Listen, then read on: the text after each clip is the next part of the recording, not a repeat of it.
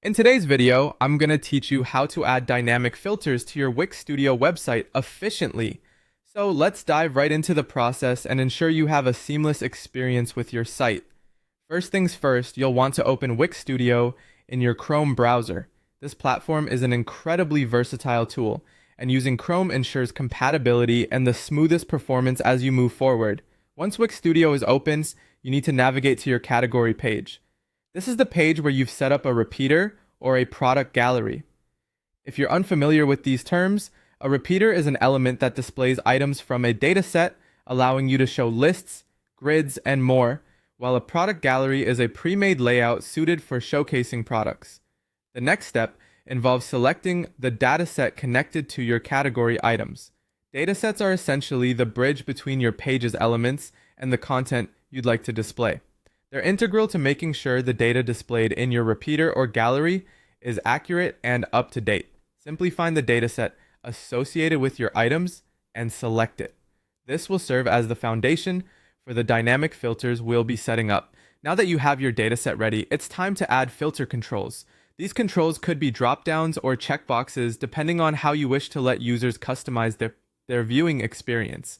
Head over to the Add panel in Wix Studio. You'll find various elements you can use as filter controls. Choose the most appropriate ones for your needs.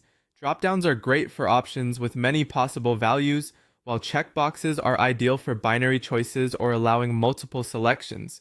By placing these on your page, you're providing users with an intuitive way to filter through the content based on their preferences.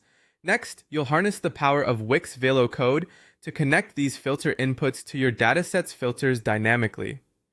Wix Velo is an advanced development tool that allows you to manipulate Wix elements with JavaScript easily. This step involves writing code that will listen for changes in your filter controls and automatically apply those changes to your dataset. This might sound daunting, but the beauty of Wix Velo is its user-friendly nature. Make sure your code updates the dataset filters every time a user interacts with your controls, providing them with real-time updates and a smooth browsing experience. Before wrapping up, it's crucial to test your filters thoroughly. Switch to preview mode on Wix Studio. Here you can interact with your filters as a user would, ensuring everything works as expected.